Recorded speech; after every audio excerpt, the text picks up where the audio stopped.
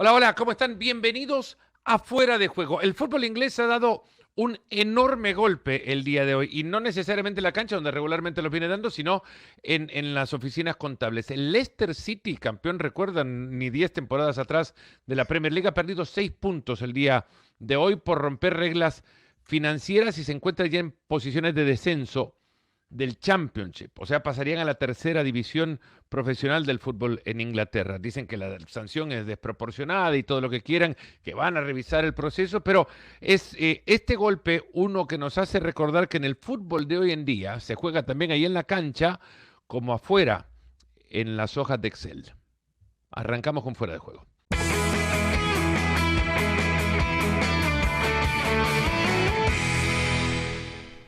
Barack Feber, Rodrigo Fáez, Alex Pareja, nuevamente un gustazo compartir con ustedes.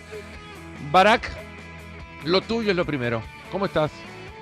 Muy bien, saludos a todos. Bueno, Leicester City ha sido sancionado y el Manchester City seguimos esperando, ¿no? Pasan los días, semanas, meses, años y como que es mucho más difícil decidir qué hacer con el City y no con el Leicester City y con todos los equipos a los que han sancionado, que son más de 12.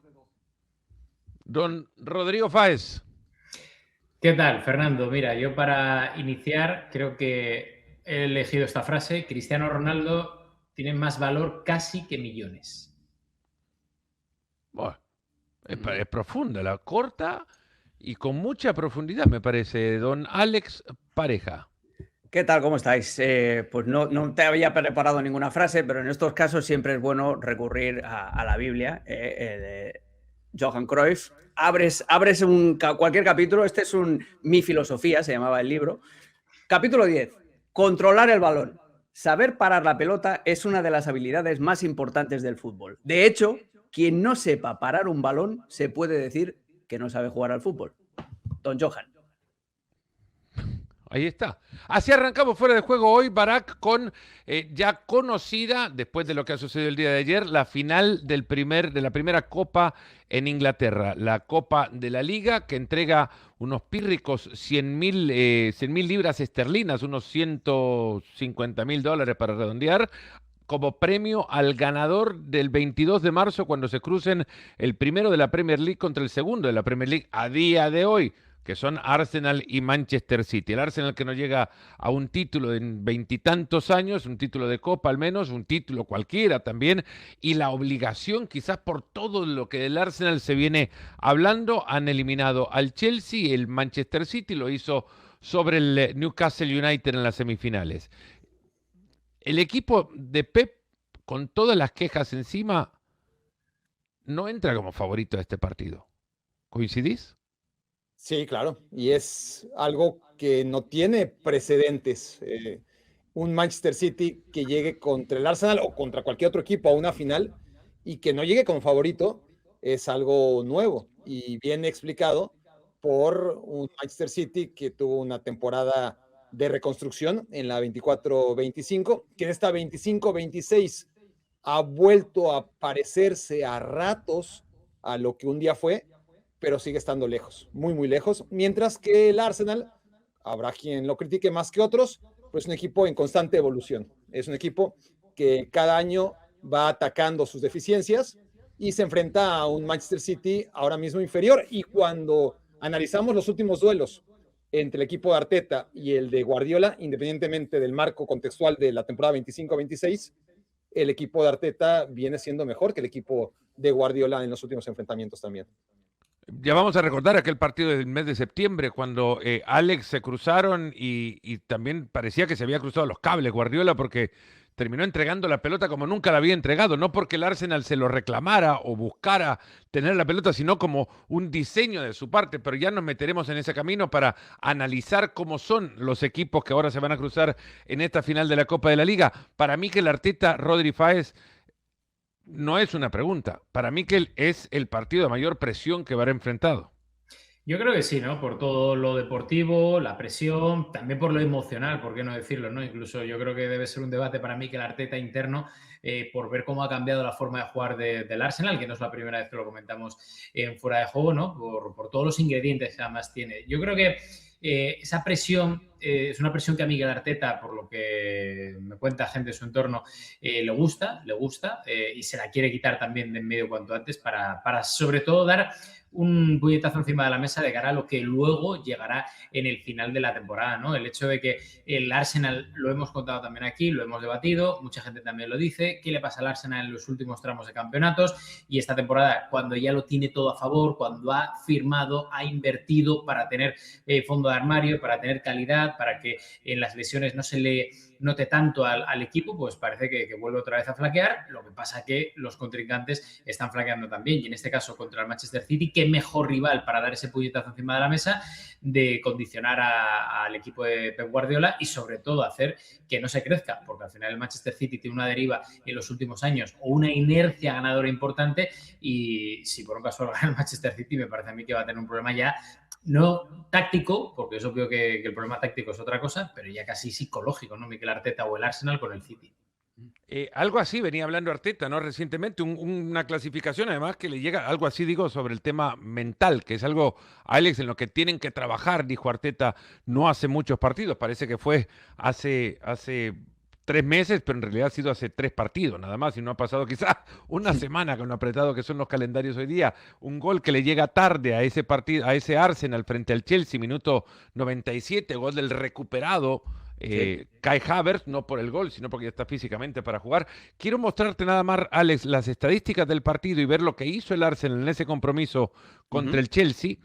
5 remates al arco, no hace falta ver muchísimo más, ha tenido más la pelota el Chelsea. O sea, el Arsenal sabe entregar el balón también, sabe sufrir, sabe hacer que los partidos de ajedrez por radio parezcan una rueda de Disneylandia al lado de lo que fue el primer tiempo de este partido contra el Chelsea. Pero de nuevo, ahora paso a lo que ha dicho Mikel Arteta después del partido. Cuando es capaz de corregir el insomnio de cualquiera, Arteta dijo que ha disfrutado mucho el partido, que sabían que iba a ser una batalla, que hay que tener claridad para entender qué tipo de juego tenían que jugar. Lo han hecho muy bien, un ambiente especial, hemos estado esperando unos años para llegar a esta posición, sí, meterse a esta final, la primera que tiene Arteta frente a sí. ¿Se puede disfrutar, como lo ha dicho Mikel Arteta, Alex? Se puede porque, y os vais a reír, yo también lo hice cuando vi el Claro, partido. es que para extraños acá... No, claro, Ahí. sí, para perros verdes, aquí tenéis uno bastante grandote. Yo lo disfruté porque era una prueba de madurez para el Arsenal, y el Arsenal no cae en las trampas que le ponen los rivales. El Arsenal de hace 3 años, cuando intentaba demostrar al mundo que era un equipo valiente, que era un equipo romántico, que era un equipo que aplicaba al extremo la filosofía de Guardiola, por ejemplo, pues se hubiera vuelto loco con la línea, el 5-4-1 que le planta el Chelsea en la primera parte, se hubiera expuesto intentando atacar, intentando marcar el primer gol, intentándole demostrar a su gente que son muy buenos, y el Chelsea le hubiera podido hacer daño al contragolpe, que fue la trampa que le puso Rossignol.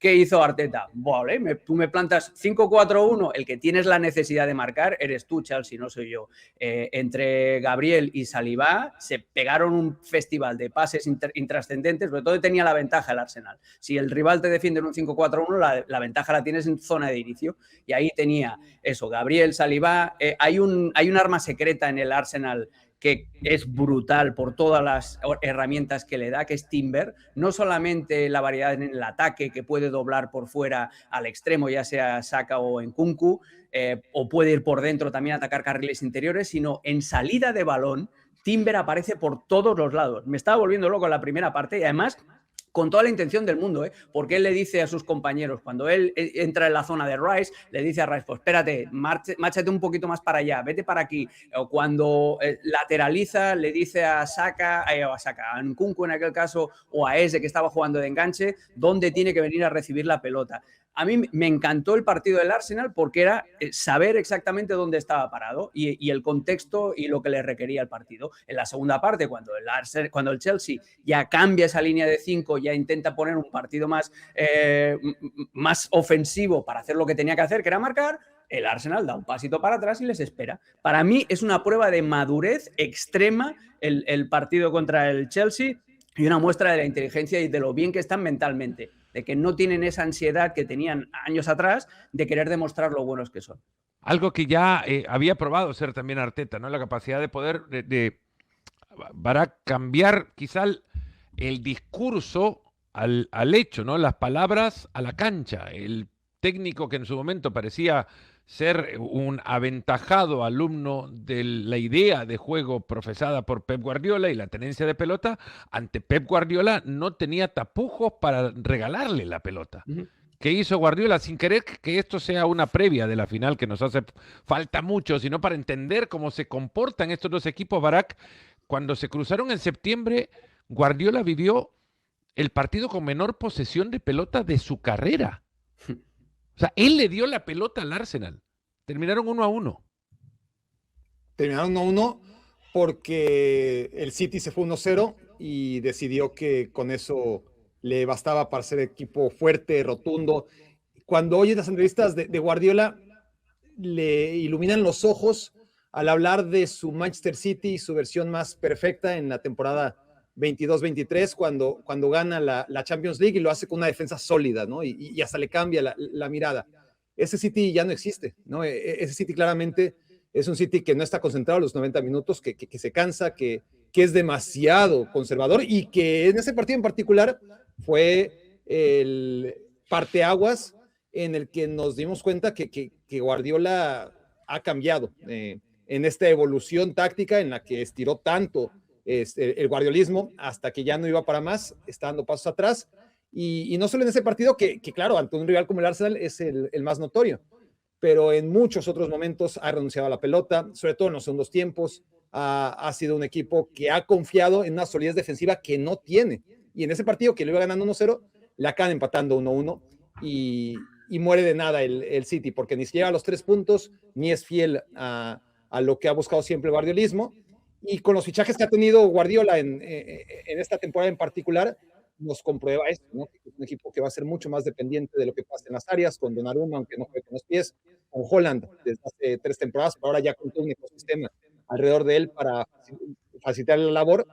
Y es un Arsenal y es un City que depende mucho de Erling Haaland, que con la llegada de Semenyo a mitad de temporada, seguramente se está atacando ese déficit de que si no mete gol Haaland, no mete gol nadie.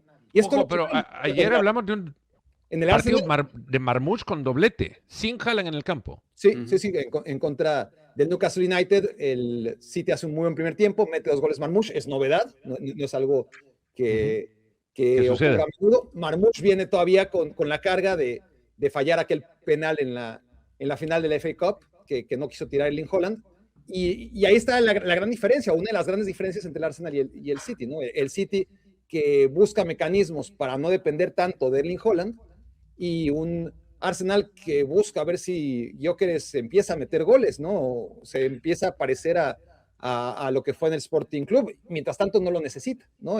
El Arsenal es un equipo que reparte perfectamente sus goles y es un equipo que ahora, por mucho que lo puedan criticar por el partido de vuelta, hizo una extraordinaria semifinal en contra del Newcastle del Chelsea. En el primer partido fue muy superior a Stamford Bridge, sacó una renta correcta para poder administrar en el segundo partido esa ventaja, pero debió haber goleado en Stamford Bridge. Y si no nos gustó el partido en general, fue porque Rossignol decidió sentar a Estevao, decidió sentar a Cole Palmer, decidió sentar a los mejores futbolistas del Chelsea y de por sí venía abajo. Eso no es culpa de Arteta. O sea, el partido aburrido fue porque el protagonista, el obligado no quiso protagonismo. El Chelsea le tuvo mucho miedo al Arsenal, con razón además. Hizo una cosa que no entendí. En la primera parte es normal que tú quieras jugar un 5-4-1 si te sientes inferior, si quieres protegerte y hacer un partido largo si quieres, pero el teórico media punta por la derecha era Delap, que en la vida ha jugado en banda. Yo lo entiendo también por un tema de estatura, de físico, para defender jugadas a balón parado, para forzar segundos balones, pero no encajó nunca. Y eran los hombres, los teóricos mediapuntas de banda. Uno era Enzo Fernández, que caía del centro a la izquierda, y el otro era Delap, que caía del centro a la derecha. Un auténtico desastre lo que hizo el Chelsea. Fíjate, en el partido, en esta semifinal contra el Chelsea, el Arsenal hace algo que evoca el partido contra el Manchester City. los balones largos a las carreras de Martinelli. Lo tienen súper interiorizado. Así fue como consiguió el gol del empate, con esa vaselina de Martinelli. Y el otro día contra el Chelsea lo prueban como 3 o 4 veces. El Arsenal es un equipo extremadamente maduro, pero extremadamente maduro. Y hay una cosa en ese partido. Decidme cuándo al Arsenal lo agarran en una contra, en una transición. Es prácticamente imposible. Es un equipo que viaja conjunto. Te puede gustar más o menos Gyökeres en el tema ofensivo, en el tema de la finalización, pero fíjate que él es el que marca siempre la línea de dónde se para el equipo detrás de la pelota y siempre está bien ubicado. El Arsenal, el espacio entre líneas es cortísimo. Es un equipo que respira como eso, como un organismo único. Voy a buscar a ver si la inteligencia artificial me ayuda en esto para ver cuál es el equipo de la Premier League que menos permite ocasiones siquiera en transición. ¿Será porque no es un equipo que juega mucho tiempo arriba, Rodri? Digo, porque si vamos al tema de la semana, ¿no? Si te quieres divertir, yo no sé si vamos a ver al Arsenal. A ver, está claro que yo al Arsenal no lo veo para Ese es Bad Bunny, Alex. Eso es lo que te iba a decir, digo, porque... Sí. No lo escuchaba, entonces por eso yo vi tu mirada ahí perdida, dije no sabe de Bad Bunny, yo dije le traduzco. Gracias. Si te quieres divertir. ¿Y eso en español cómo es? Eso ya lo diré y lo vengo diciendo durante toda la temporada. No es nada malo porque al final, oye, cada uno elige su camino, si al final merece o no la pena, pero a mí el Arsenal no me divierte. Y tampoco creo que sea una frase reñida o una idea reñida con lo que estabais comentando ahora mismo de la mejora en defensa o que actúe como un bloque, ¿no? Porque muchas veces denostamos el trabajo en defensa, da igual de si es un equipo que juega un poco más, que cuida un poco más la pelota, que tiene más la posesión o de un equipo que juega más directo, ¿no? Y creo que el propio Guardiola es el ejemplo ideal de esto que estamos comentando. ¿Por qué? Yo recuerdo Pep en la etapa que para mí mejor define su forma de ver el fútbol, que es cuando se proclama campeón de la Champions en Wembley con el FC Barcelona, con la MVP, con Villa, con Pedro y con Messi. Aquel equipo jugaba de fábula y yo recuerdo en una entrevista que directamente me dice, jugamos muy bien, atacamos de fábula, efectivamente, pero defendemos como Los Ángeles. Y eso es algo que él siempre tuvo muy claro. Es decir, retrotrayéndonos también a esa temporada 22-23, cuando gana el Manchester City en Estambul, lo que comentaba antes de forma muy acertada Barak, creo que Guardiola siempre hace lo mismo. O sea, intenta construir un equipo que sea vistoso, que sea bonito, que cuide muy bien la pelota, que combine de una forma fantástica, pero basado en una gran defensa, porque si atrás no estás concentrado, olvídate. Y es lo que creo que está agarrando muy bien Mikel Arteta, a pesar de que Mikel Arteta creo que ha renunciado muchísimo más a ese preciosismo que caracterizó al Arsenal de sus inicios o que caracterizó al Barça o al Manchester City de Guardiola. Que insisto, no creo que sea una idea muy desacertada si quieres resultadismo, pero creo que es un riesgo importante porque al final, si esta temporada final de la misma no ganas, ¿de qué te vale todo el cambio? Hay una diferencia muy grande entre la manera de defender de esos equipos de Guardiola, del Barça de 2011 o del City del triplete, pero especialmente del Barça de 2011 al que te refieres, Rodri, y el Arsenal. Es el lugar de la cancha donde quieres defender. El Barça de Guardiola defendía a 70 metros de su arco, iba a presión alta, iba a intentar recuperar lo más cerca del área rival posible. El Arsenal de Arteta defiende muy bien, pero defiende a 60, 70 metros del arco rival. Es un equipo que se sabe compactar muy bien y que no tiene ningún problema en adoptar bloques bajos. Pero eso es parte rápido de la lo encontré nada más para que no se nos Arsenal. pase. Barak, perdón, rapidito. Sí. El Arsenal es el equipo que menos goles permite a la contra y es el equipo que más goles hace de contragolpe. Pues eso te explica, eso es lo que te digo, el bloque junto y el bloque bajo y luego la capacidad de salir en balones largos, sobre todo con Martinelli.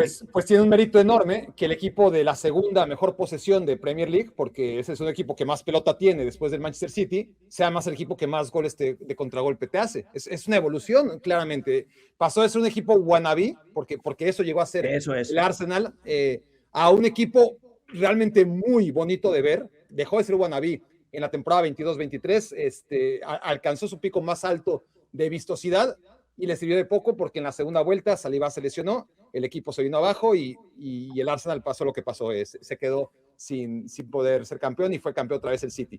Y en esta evolución del equipo ha sacrificado cierto virtuosismo, sí ha retrasado su línea, como dice Alex, ya no es equipo de bloque alto que sí era en la temporada 23-24, 22-23, pero ahora es un equipo completo y el Manchester City mismo tampoco es lo que era, porque se señala mucho al Arsenal cuando se habla de la baja vistosidad que tiene ahora mismo la Premier League. A ver, el Manchester City ya no es lo que era, el Liverpool dejó ir o Jürgen Klopp se fue de Liverpool, de Servi se fue del Brighton and Hove, es decir, hay una evolución del fútbol en la Premier League y no la dicta el Arsenal.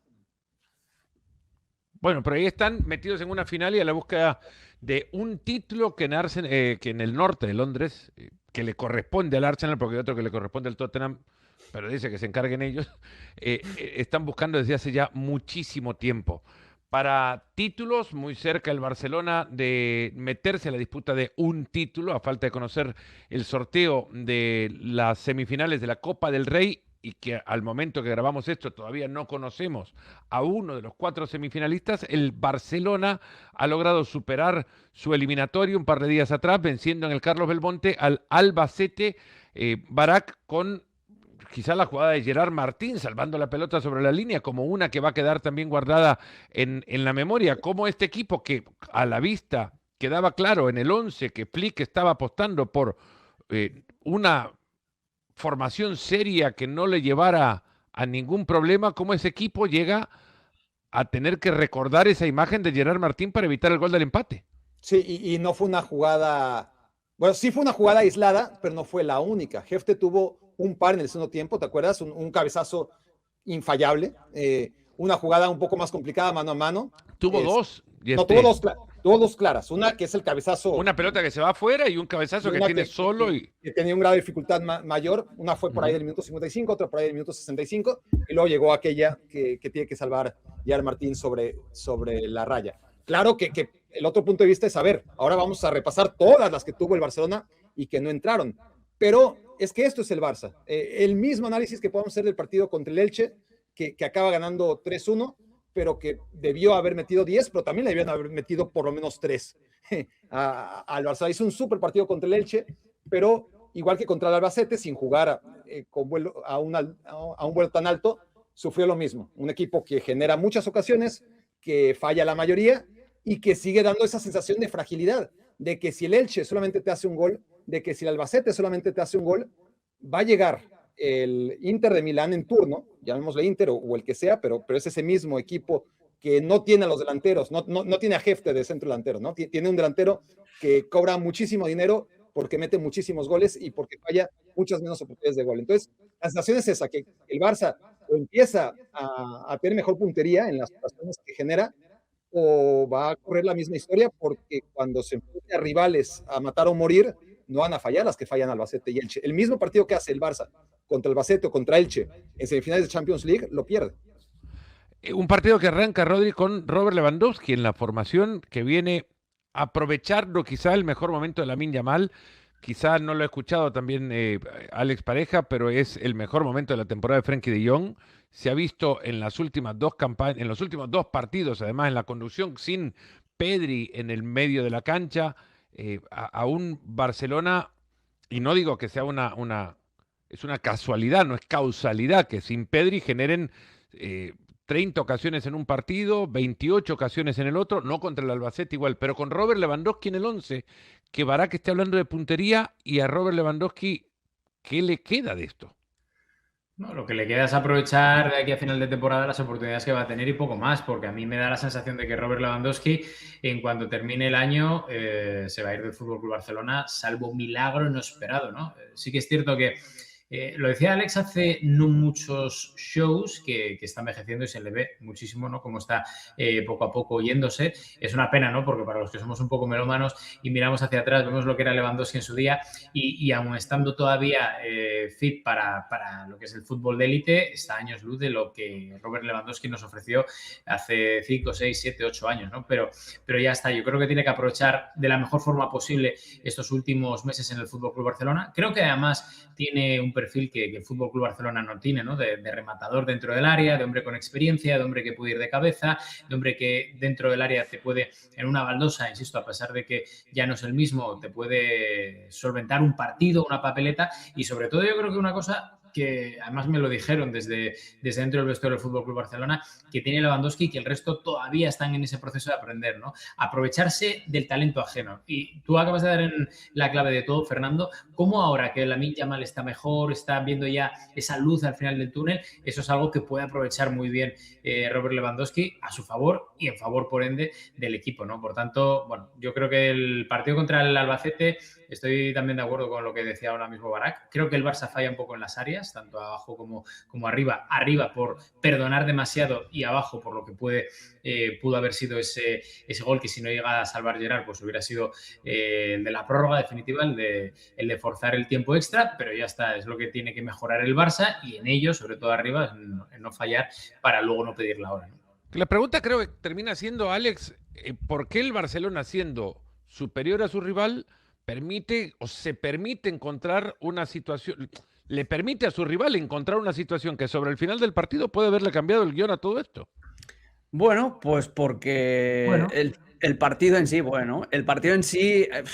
es muy tramposo. O sea, y ya estaban avisados por lo que le había pasado al Real Madrid, ir a jugar a Copa, lo que ellos mismos sufrieron en sus propias carnes en la eliminatoria anterior ante el Racing de Santander, un partido de Copa, partido único, en la cancha del rival más débil, un rival que hacía años y años y años que no te había visto, con toda la excitación del público. Es un contexto aparte, no se puede meter dentro del mismo paquete de un partido rutinario de la Liga. Entonces, si os fijáis, el Barça compitió muy bien, hizo lo que tenía que hacer. ¿Cómo normalmente los equipos pequeños acaban matando a los grandes en este tipo de eliminatorias? En base a transiciones, en base a balón parado y en base a estar muy concentrados en defensa. Esos son los tres ingredientes de la victoria del Barça del otro día. Transición en el primer gol, con un muy buen robo de balón de dos muy poco implicados en este tipo de tareas, como son Rashford y Frenkie de Jong. Frenkie de Jong, que produce asistencia por segundo partido consecutivo, que esto ya es para que, pedir un deseo, porque es como el cometa Halley. Después, ¿qué te ha parecido Frenkie de Jong en los últimos 2 partidos, Alex? En los últimos 2 partidos, sensacional. En los últimos 2 partidos, sensacional. ¿Puedo prolongar esto y preguntarte qué te ha parecido en los últimos 3 partidos, Frenkie? Y medio, porque hay que agregar el segundo tiempo contra el Real Madrid. Sí, antes de que lo expulsen. También es verdad. Está creciendo, pero el problema es que este es el nivel que el Barça quería encontrar en Frenkie de Jong cuando lo ficharon en 2019, no nos olvidemos tampoco. Y ¿Algo del contexto le permite cambiar su juego o es una cuestión simple y llanamente apegada a su calidad? En el caso del día del Elche, es la actitud del Elche y la voluntad de ir a presionar arriba y de hacer prácticamente más 1-1. Cuando el rival tiene esa intención, la principal manera de salir de esta presión asfixiante es mediante conducciones individuales. Lo hizo muy bien Alejandro Valde contra el Elche, por ejemplo, y a partir de ella genera desequilibrio, porque si te has limpiado a tu par y todos están agarrando a un muñeco, pues alguien tiene que soltar a ese muñeco y alguien tiene que liberar al compañero. Y a Frenkie le pasó algo parecido. Cuando eran capaces de salir, de recibir, girar y salir de la presión del Elche, pues perfecto. Además se tiró muy para arriba, que eso se está soltando un poquito más para pisar el área, y ahí eso sí que hay que reconocérselo. Y en el caso del partido contra el Albacete, primero es un rival de menor categoría, con lo cual si tienes más calidad técnica, al final se debería notar, y también es un poco el planteamiento. El Albacete jugaba con un 5-3-2, intentaba, pues eso, estar bien parado en vez de ir a buscar, de ir a presionar, y Frenkie de Jong encontró, pues eso, la manera de hacer daño más utilizando su sabiduría, su experiencia para robar y lanzar, que no para construir. Pero bueno, más allá de eso, pero volviendo a lo del partido, es lo que os decía, es un partido en el que el Barça gana con una transición y un robo, con un cabezazo en una jugada a balón parado y con estar enchufados hasta el último momento, que es la jugada de Gerard Martín. Así es como tienes que salir de este tipo de partidos, que son una trampa tremenda. Esta declaración es que cuando el viento sopla a favor, magnífico. Eso es. Cuando sopla en contra, es el primero en hundirse. Y hasta que no sople el viento en contra, no podemos decir este es el Frenkie de Jong que compró el Barça. A ver si ahora, después de este momento, que lo vemos recontra bien, porque me parece que es el conductor de este equipo, si de repente pasa un viento en contra, ¿ahí lo medimos? Sí, y ahí en las vemos cómo transiciones reacciona. defensivas también, porque el De Jong es muy malo, pero extremadamente malo cuando juega de pivote organizador. El otro día tenía a Marc Bernal detrás y eso también le daba Que cierta seguridad. Bernal tampoco tuvo el mejor de sus partidos, ¿o sí? No, perdió muchísimos balones en zonas complicadas, pero esa es otra historia. Pero en el caso de De Jong, el tema son las transiciones defensivas. Cuando el Barça pierde la pelota y él tiene que cubrir la salida de un central, de un lateral, no sabe nunca hacia dónde correr. Dijo Hansi Flick después del partido, Hansi Flick después del partido dijo que ha sido un compromiso muy difícil y no sé si esto se puede copiar y pegar para otros compromisos que recientemente ha tenido este Barcelona quejado por la puntería. Un partido que tuvo que ser más fácil, fallamos muchas ocasiones, dice. Dominamos la primera y la segunda mitad, aunque al final nos costó un poco defender, creo que merecimos la victoria, eso nadie lo duda, en realidad. Y bueno, ya todo lo demás son elogios para el equipo. Pero esto lo puede copiar y pegar también para compromisos recientes. Un equipo que te genera 30 contra el Copenhague, que lo gana. No digo que 4-2 no sea un triunfo fácil, pero era para tener todavía mayor diferencia, que de la misma manera contra el Elche pudo haber logrado mayor diferencia. Un Barcelona que viene encontrándose y creo que todos podemos levantar la mano al pensar que también es el mejor momento de Lamine Yamal en su temporada. Sí. Este año No quiero obligarlos a un voto que no quieren ejercer. Barak, ¿vota a favor o pide la palabra? No, a favor, ya hablé bastante. No, hoy no hay problema, igualmente. Hoy no hay duelo. Solo por presentarte. Ha ganado solo por presentarte. Un Lamine Yamal que está jugando en un nivel que de nuevo lleva a muchos a comparar a dónde están o dónde estaban los grandes cracks de hoy en el momento actual de Lamine Yamal. Solo para poner en contexto, ¿cuánto más tiene Lamine Yamal en sus piernas de lo que en este momento tenía un tal Lionel Messi? Cuidado. No es comparación. Ojo, simplemente estamos poniendo que Lamine Yamal ha tenido, qué sé, 3 partidos, tres veces más oportunidades que Messi de hacer lo que seguramente Messi también podía hacer entonces, pero era limitado ante las oportunidades que contaba. Yo con estas cosas, Fernando, creo que hay que tener una calma, pero vamos, increíble, extrema, una paciencia y un relajo increíble, porque es que estamos comparando a un tipo que ha estado durante 2 décadas y que, ojo, sigue estando como Leo Messi ahí arriba. Ayer también hubo muchas comparaciones con el tiempo de Maradona y sí que es cierto que hay una cosa que Lamine se ha ganado, estar ahí y comparar lo que lleva a día de hoy sin haber cumplido 19 años con monstruos de la historia como Maradona o como para mí es el mejor jugador de la historia del fútbol, Leo Messi, ¿no? Pero creo que hay que ir con mucha pausa, mucha tranquilidad, porque no es hacer lo que está haciendo, que sí, que tiene un crédito tremendo y tiene un mérito increíble, sino hacerlo durante tanto tiempo, a tal nivel, que te respeten las lesiones, que tú mantengas y sigas reciclándote. Al final, es que comparar uno con otro, insisto, cuando tienes tan poca edad y yo no soy de los que cree que Lamine Yamal esté mal asesorado, porque tiene muy, muy bien amueblada la cabeza. Creo que además de una madurez extrema, mucho más de lo que seguramente parece en sus comparecencias públicas, y creo que es consciente de ello. Pero cuando el entorno ya está estableciendo estas comparaciones, yo creo que es algo súper... Pero se entiende que, Rodri, no es una comparación, sino simplemente es poner en situación para que no comparen justamente. Puede ser, pero es que la comparación es inevitable. Cuando al final, tú ten en cuenta, Fernando, que llevamos desde que debutó, todo el mundo diciendo, bueno, Messi no debutó tan joven, pero fijaos ya en los partidos, la incidencia en los goles, en el juego, y que sí, que al final esas comparaciones, lo bueno que tiene Lamine Yamal es que él mismo ha demostrado que puede estar en esa conversación. Insisto, si prorrateamos a cada caso en su etapa, porque es que es muy bueno, y a día de hoy para mí es... En cuanto alcance su normalidad en el juego y su continuidad, para mí es el mejor jugador del mundo. Pero creo que compararlo con Leo Messi después de 2 décadas y demás, creo que es un poco arriesgado, ¿no? Un poco como lo que dijo Valdano en su momento. Ahora siempre hay que caer en Valdano. Si se dijo algo que parecía tener muchísimo sentido y cae también dentro de un tono filosófico y hasta con altísimo grado de literatura detrás, seguramente fue Jorge Valdano.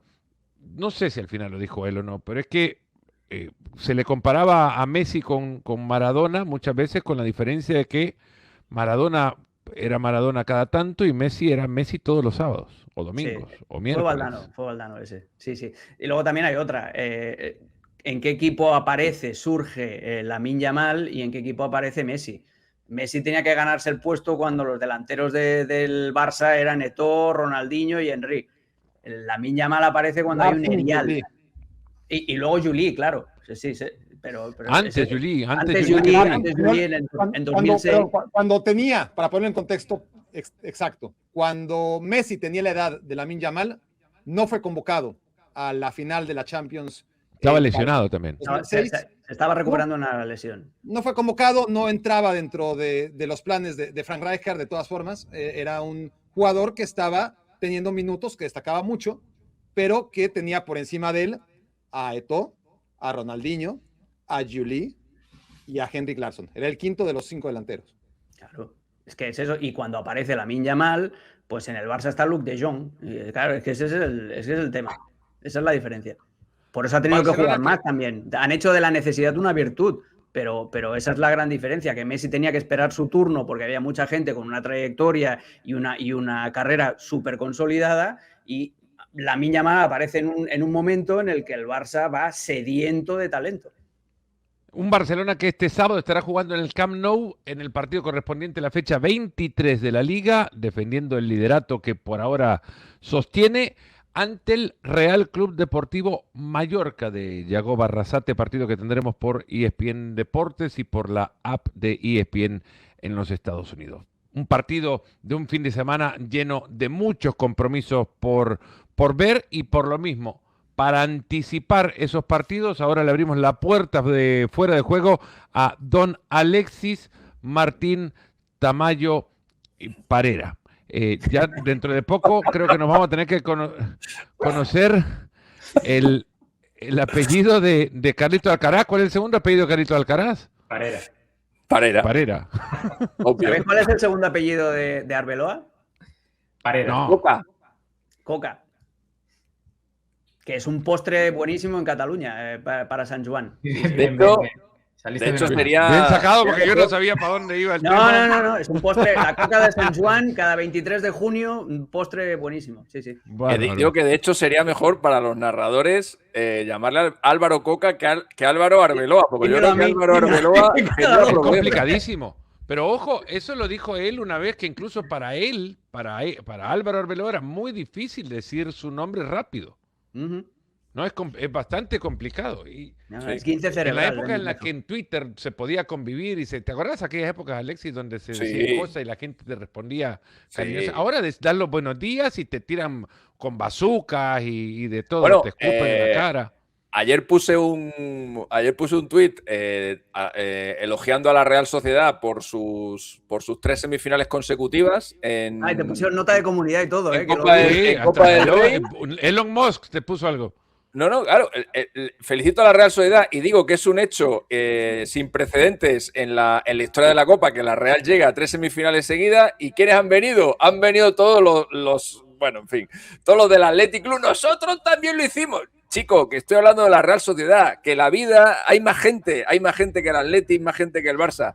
Hablo de la Real Sociedad, pero bueno, en fin, estas cosas que pasan. Tampoco vamos a perder mucho tiempo. Bueno, vamos a meternos en el primer viaje, Alexis Mestalla. Oye, si me dejas una cosita sobre lo que habéis hablado de Lamine Yamal y de Messi, yo creo que el kit de la cuestión en esta comparación que tanto se hace es que lo que ha sido la carrera... Perdón, ¿qué es un kit? El kit de la cuestión, bueno, el coche fantástico. Quid, ¿no? El quid de la cuestión. Siempre tuve la duda de saber. El punto clave, ¿no? El punto clave, el punto. Pensaba que decían importante. key, como la llave de la cuestión, el key de no, la es cuestión. Q-U-I-D. El quid de la cuestión. Lo mismo que el quid pro quo, es exactamente lo mismo. Sí. Que significa el punto central, la esencia, el núcleo, la razón de algo. Eso es. Perdón, eso lo acabas de es consultar, Rodrigo. Si no, mira ahí. Si no, ya te mandaba la Complutense, cabrón, que te fueras a sentar en una silla. Te damos una letra. Jimenai es mi amiga. No, es mujer. Decía que tenés un rollito así aparte. El punto clave de esa comparación es que lo que ha hecho grande a Messi no es los goles que tenía con 18 años o los que tenía con 19 o los partidos que tenía con 19. Lo que ha hecho grande a Messi y lo que ha hecho grande a Cristiano Ronaldo es ser capaces de mantener esa tendencia durante 20 años. Por eso para mí Messi es mejor que Maradona, porque en el punto cumbre de su carrera, a lo mejor Maradona tuvo más brillantez que el punto cumbre de Messi, pero en lo que Messi supera a Maradona ampliamente es en la constancia. Para lo único que ¿Cuántas veces vale... tuvo un punto cumbre en su carrera también? Sí, claro. Porque también le cayó, ojo, que yo antes del Mundial de Brasil estuve en mesas en Río donde se cuestionaba si no era momento para que Messi saliera y empezara a despedirse. Pero yo creo que y haber jugado 100 partidos con 18 años y haber metido 30 goles y haber dado no sé cuántas asistencias, lo único que te dice es que a esa edad, pues Lamine Yamal había conseguido más cosas que Messi. Es lo único que te dice, pero esas cifras no sirven para predecir si Lamine Yamal va a estar 20 años haciendo eso, que es el tema. El ser humano, y voy rápido con esto, se divide en dos, ¿no? En dos etapas, adulto y niño. Lamine Yamal ya no es un niño, ya cumplió 18 años, ya cerró la etapa de niño y es indiscutiblemente uno de los 2 o 3 mejores jugadores niños en la historia. Pelé, Lamine Yamal y agreguen un tercero si quieren. Michael Owen, si quieres, y luego falta mira cómo el le fue. segundo gran capítulo, ¿no? Claro. Ese ya lo ganó y ya lo cerró. Sí. Claro. Es Sí, el pero mejor este punto- niño de la historia del fútbol profesional. Son tantos los jugadores, Ronaldo, Ronaldinho, el propio Maradona, el propio Zidane, son tantísimos, el propio Cruyff, son tantísimos los jugadores grandiosos que ha habido, pero que sus carreras han durado 12, 13 años, que eso es lo difícil, estar 20 años. A ver si puede estar 20 partidos Álvaro Arbeloa al frente del Real Madrid. Esa es una duda existencial. Porque es primera vez que tiene una experiencia en un equipo de primera, ni siquiera un equipo, hablemos de la dimensión que tiene el bueno del salmantino. Valencia recibe al Real Madrid en Mestalla sin Jude Bellingham lesionado en la última fecha y el suspendido Vinicius. Eso es. Alexis. Arbeloa nació en Zaragoza, ¿eh? Aunque él se considera salmantino. Bueno, creció en Salamanca, pero nació en Zaragoza. Pasa que, bueno, se fue muy pronto de allí y por eso él se considera de toda la vida salmantino. Bueno, va a territorio comanche el Madrid, ¿eh? Mestalla bueno, ¿qué dice Arbeloa nació en Salamanca? Pues entonces es al revés. Entonces, entonces él se considera aragonés. Entonces es al revés. Yo sé que él nació en un sitio y se considera del otro. Hay muy buena historia de cómo llega el Real Madrid a Arbeloa. ¿Cómo? Reniega hay una muy buena nació cualquiera que este sea. Hay una muy buena historia de cómo llega el Real Madrid a Arbeloa. Le habían sacado a la cantera del Madrid, le habían sacado el Zaragoza, le habían sacado a un chico que se quedaba ya sin contrato y sin respetar un acuerdo de caballeros que aparentemente existen en las canteras, de no tocarse uno con otro, el Zaragoza se lo llevó, apellido Corona, no sé si es el mismo Corona que después llegó a jugar en el Zaragoza mismo. No, es mayor ese. Y estaba molesto el director deportivo, Jorge Valdano, que mencionamos de nuevo, y le dijo a los ejecutivos de la cantera del Madrid, vayan a Zaragoza y saquen al mejor canterano que tenga el Zaragoza. Y sacaron a Arbeloa y se lo llevaron al Real Madrid. Así que en un golpe de furia, un canterano que no había visto el Madrid antes, en un golpe de furia, terminó recalando y convirtiéndose en uno de los grandes exponentes del madridismo del siglo XXI.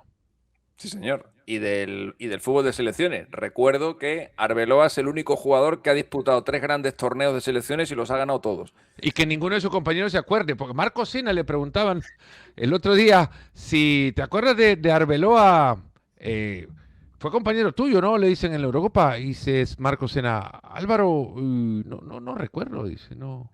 Es el Karen B del fútbol español. Estaría de coña. No, pero ¿cómo no se va a acordar? Yo lo escuché.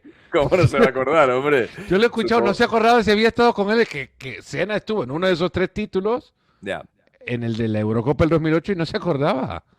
Que no dice nada más quizá de la memoria de Sena. Es raro. También Marco Sena es un poquito particular. Bueno, decía que el Madrid va a territorio comanche, que Mestalla es un campo en el que el Madrid sufre mucho. En las últimas 13 visitas, el Madrid solamente ha ganado 4 veces. Viene de ganar 1-2, ganó el año pasado.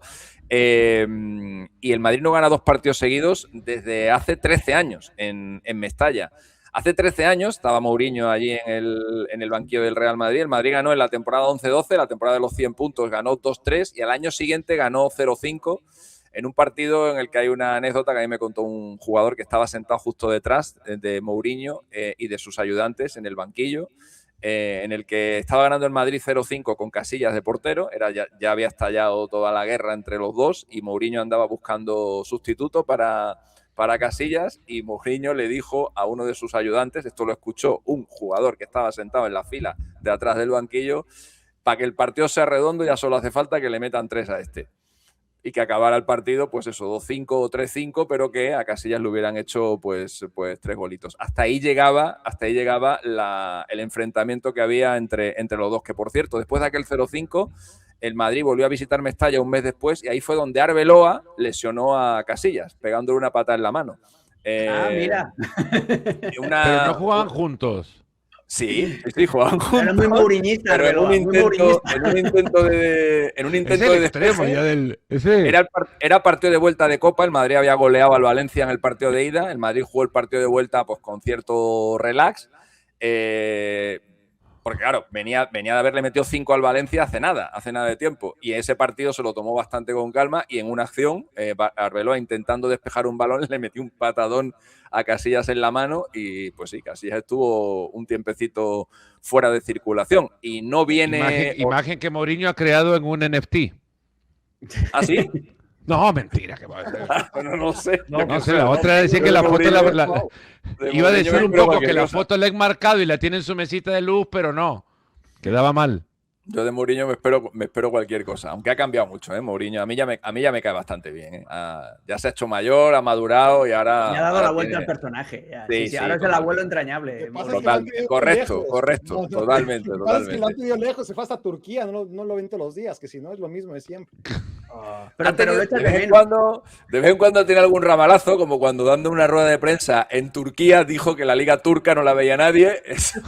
Ahí estuvo bien, pero normalmente ya Mourinho ha relajado mucho el discurso y es un tío ahora... Me ha dado muchísima gracia ahora que ha jugado, bueno, contra el Benfica, el Real Madrid y demás, y que en los programas de radio en España, vos has estado ahí, Alexis, se ha recordado muchísimo en las ruedas de prensa de Mourinho y demás, claro. Pero me llamaba mucho la atención que lo viví en su momento, pero no lo recordaba como tal, no tenía registrado cómo en España se sorprendían tanto de todo lo que hacía Mourinho, cuando en realidad lo que hacía Mourinho era seguir el libreto de Inglaterra con el Chelsea, seguir el libreto de Italia con el Inter y aplicarlo ahora en castellano nada más, en español con el Madrid, pero era todo lo mismo.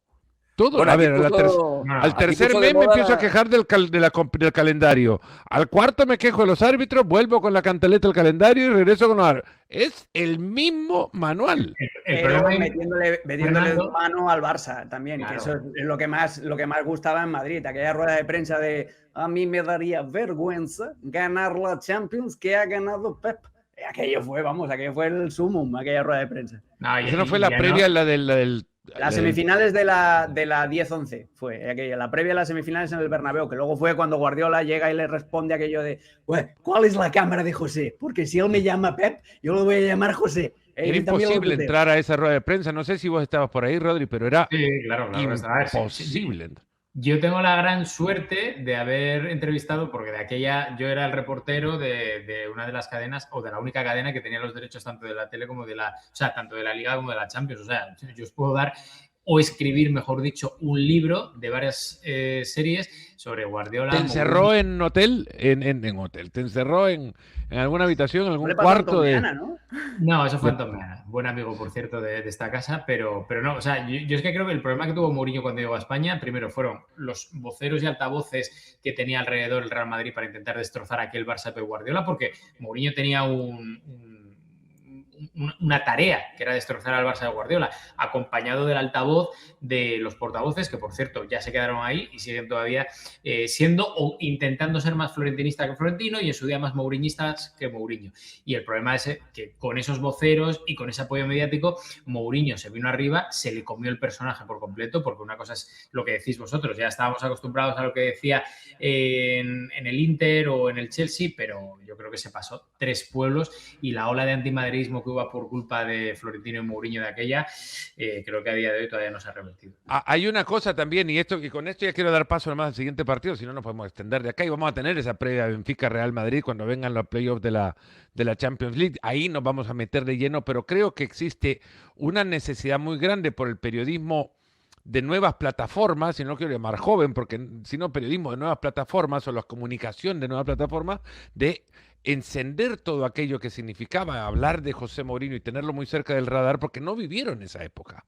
Quien vivió esa época, quien la tuvo de cerca y vio el fútbol antes de ese momento de algidez de la rivalidad y después del momento de la llegada de Mourinho y el impacto que generó y lo que queda detrás y lo que significó para los sentimientos de aquellos que quieren el fútbol, no creo que quieran revivirlo. Porque fue un momento en el que el fútbol encontró el tufo a estiércol más fuerte del fútbol a colores. Sí, pero desde mi perspectiva. Se bañaba en el estiércol como el rec. Se bañaba en el estiércol como el rec en la intro, ¿eh? O sea, era. Pero hay que reconocer que en esa época lo que también consiguió Mourinho con su guerra contra el Barça y contra Guardiola es que esos clásicos fueran unos clásicos increíbles. Yo he estado en muchísimos clásicos y nunca he vivido uno tan tenso. Bueno, tú estabas allí también, Fernando. Sí, como esa racha de partidos la hemos vivido. La final de Copa que ganó el Madrid en Mestalla, yo no he visto mayor tensión en un campo en mi vida. No. Y era daba miedo, de verdad, daba miedo. Tampoco era una cosa, tampoco te estaba jugando la Copa de Europa, ¿no? Y sin embargo, aquello era como una batalla, una guerra y bueno. Pues todo aquello, como que quienes no lo vivieron y ya lo ven o lo viven, solo por las anécdotas de sus jóvenes padres o de sus jóvenes abuelos, lo quieren ver de nuevo para poder sentir ese nivel de representación y pertenencia que significó ser de uno o de otro bando en aquel momento. Pero te digo, si estás en el camino del medio, era para tener fíjate, que te dejen los pelos de punta. ¿Cómo preparaba las cosas? Os cuento una anécdota. En el segundo año de Mourinho, cuando todavía se llevaba bien con toda la plantilla, un jugador de la plantilla del Madrid me pidió unas estadísticas. Me las ha pedido el míster y tal, y se las pasé. Y digo, no sé para qué las querrá. Pasaron las semanas, pasaron los meses y nunca supe y nunca más volví a saber de esas estadísticas. Y un año y pico después, en una rueda de prensa, le hicieron una pregunta, sacó un papelito y esas estadísticas que le había dado yo a un jugador suyo un año atrás, que supongo que llevarían en el bolsillo un año esperando que le hicieran la pregunta, sacó el papelito y la soltó. O sea, era un tío que preparaba... te había hecho? Dame por favor el nombre de los árbitros que le han hecho. No me acuerdo de Blecker, etcétera. No me acuerdo cuál era, no me acuerdo qué era, pero sí recuerdo que cuando sacó el papel dije, joder, lo que ha estado esperando este tío. ¿Por qué me estás pidiendo el nombre de este árbitro holandés, que de Blecker, que para qué lo quiere? Él tenía su esquema mental en su cabeza y decía, algún día alguien me va a preguntar por esto y ese día sacaré el papelito. Y bueno, algún día alguien me va a hacer caso en este programa y me van a seguir las indicaciones para tratar de ir al siguiente partido en el viaje. A ver, ¿en qué momento se metió Mourinho en la conversación, por favor? No lo sé. Estamos hablando de Arbeloa. Hemos hablado de cuando Arbeloa lesionó a Casillas y ahí ya no se todo se desmadró. Todo se desmadró dentro de ti. Liverpool, Manchester City. Alexis. Bueno, Pep contra su estadio infernal, Anfield. Solamente ha ganado una vez allí, en 10 visitas. Ganó 1-4 en 2021 con 2 goles de Gundogan, otro de Sterling y el cuarto lo marcó Foden. El gol del Liverpool lo hizo Salah. En los otros 9 partidos son 3 empates y 6 derrotas. Y se están enfrentando 2 equipos que desde que acabaron las Navidades, están en un momento de forma bastante malo. Los dos con idénticos números en sus últimos 6 partidos, los dos una victoria, los dos 4 empates y los dos una derrota. Hay 10 equipos mejores que estos dos en la Premier League en el último mes y medio. Como digo, desde que acabaron las Navidades. Y aún así el City todavía le está medio peleando la liga al Arsenal. El Liverpool se despidió de eso hace ya mucho tiempo, después de un buen comienzo de liga, pero como también el Arsenal ha tenido algún tropiezo, sobre todo en el mes de diciembre, pues por eso sigue peleando el City la liga, pero realmente el tramo final o el tramo más reciente del Manchester City en la Premier League está siendo desastroso. Y encima, si tiene que visitar el campo que peor se le da, pues igual el Arsenal amplía aún más la ventaja que tiene. Y el último partido en el viaje, United-Tottenham. Bueno, el United lleva 3 victorias seguidas. Yo ya tengo en mi mente al chaval este que no se corta el pelo hasta que gane 5. Correcto. Van 3. Ojo que ¿conocen los futbolitos? Sí. Sí, claro. Sí, los youtubers de República Dominicana. Sí. Will está haciendo lo mismo con el Madrid. Se va a dejar crecer el pelo cuando el Madrid gane 5 partidos seguidos, se lo corta. Pues va a tener que esperar. No sé si tanto como este muchacho con el United, porque el United no gana 5 partidos seguidos desde febrero de 2024. Está en 3, le faltarían un par de ellos. Y este no es un partido sencillo. El Tottenham en los últimos 13 años es el segundo equipo que más veces ha ganado en Old Trafford, con 5 victorias. El récord es del City, que ha ganado 7 veces allí, y con 4 están el Liverpool y el Crystal Palace. Si antes hablábamos de los últimos 6 partidos de Premier League, lo mal que están el Liverpool y el City, en los últimos 7 el líder de la Premier sería el Manchester United, que ha sumado 15 puntos, uno más que el Arsenal. Y un dato que de vez en cuando recuerdo, porque me llama muchísimo la atención y creo que es uno de los datos más bestiales que hay en la historia del fútbol, y bueno, que se sigue manteniendo. El United lleva 42 años sin perder un partido de Premier League en casa tras llegar con ventaja al descanso.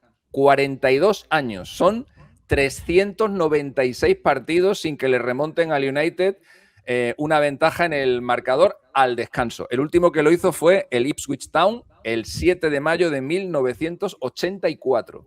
Wow. Me parece una cosa brutal el que sea imposible remontarle al United en casa con ventaja al descanso, porque tampoco es tan complicado. Va ganando 1-0 y algún día... ¿Los United lo sabrán? ¿Qué? No lo sé. Supongo que sí, porque son... Que tampoco el United desde 2013 que se fue ese Alex Ferguson ha ganado sus partidos el primer tiempo, tarde sí, tarde también. Bueno, son en realidad, la racha Barax es de 396 partidos. Pero de esos 396 partidos en ventaja. En ventaja. ¿Cuántos se ha ido empatado o perdido? Claro, es que son 42 años. Es que son 42 años. Es una barbaridad. 396 le corresponden a Sir Alex Ferguson 350 por lo menos. Sí. Bueno, no sé si 350, pero 300 sí, seguro. 300 seguro que sí. Alex, rápido, Carrick ¿ha hecho algo que te haga pensar que es buen entrenador para el United? Al margen de los resultados.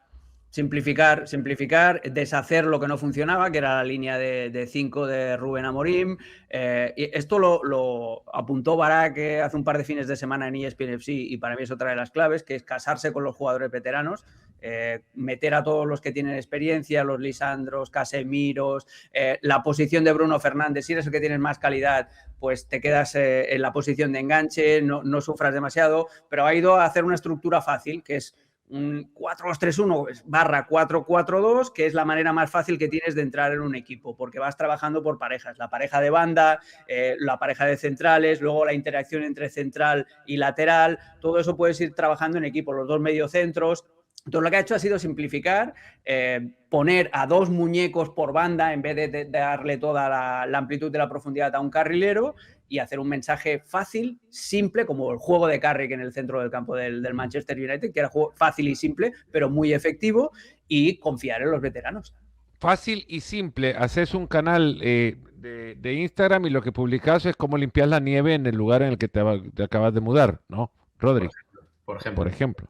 No estaría mal. ¿Te ha ido bien con eso? ¿No? ¿Y qué va a pasar ahora cuando no nieve? Bueno, siempre hay cosas. Mira, el otro día nos cruzamos una pequeña familia de ciervos y bueno, podemos pasar de la nieve y del tema climatológico a los animales. Es más También, zoológico, también. claro. Cuando pase una familia ya saliendo la primavera y de repente ves a una osa con sus osesnos, Oh. entra y saluda. Dale. Hoy, eso sería el sueño inalcanzable de momento. Pasa y Sí, saluda, hasta nada que- más. hasta que te coja la osa y te tire para arriba. No, es que a los animales hay que respetarlos, Alexis. hay No, que no, estar- claro, si el tema es que te respeten ellos a ti, Hombre, claro. Que lo mismo dirán también, a los animales hay que respetarlos, dirá la osa. y tú a la osa no te va a quedar más remedio que respetarla. El tema es que te respeten ellos a ti. Y a la osa menor. Alexis, ¿vas a tener numeritos para los Juegos Olímpicos de Invierno? Me gustaría. Lo que no sé, es que tengo los numeritos los tengo, pero lo que no tengo es tiempo. Lo que no tengo es tiempo de verlos. Pues el tiempo se hace si uno quiere, Es por que, favor. es ya. que es muy mala fecha. Yo ¿Y esto no cuándo lo querés entiendo. que sean los Olímpicos de Invierno? En agosto, verano. que no fue nadie. ¿Qué querés? Es que pilla fatal. Así se acaban con de un poner a montón. pensar también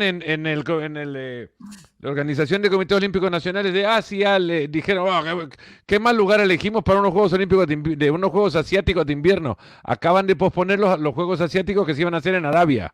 Pero supongo que habrá sitios en el mundo en julio donde haya nieve, ¿no? Digo yo, alguno habrá, ¿no? en Y si no, que se Chile, vayan a la en Antártida. Argentina, Sí, ¿no? sí, en el sí, sur, claro, en Patagonia. por eso. A Groenlandia. Sí, Claro.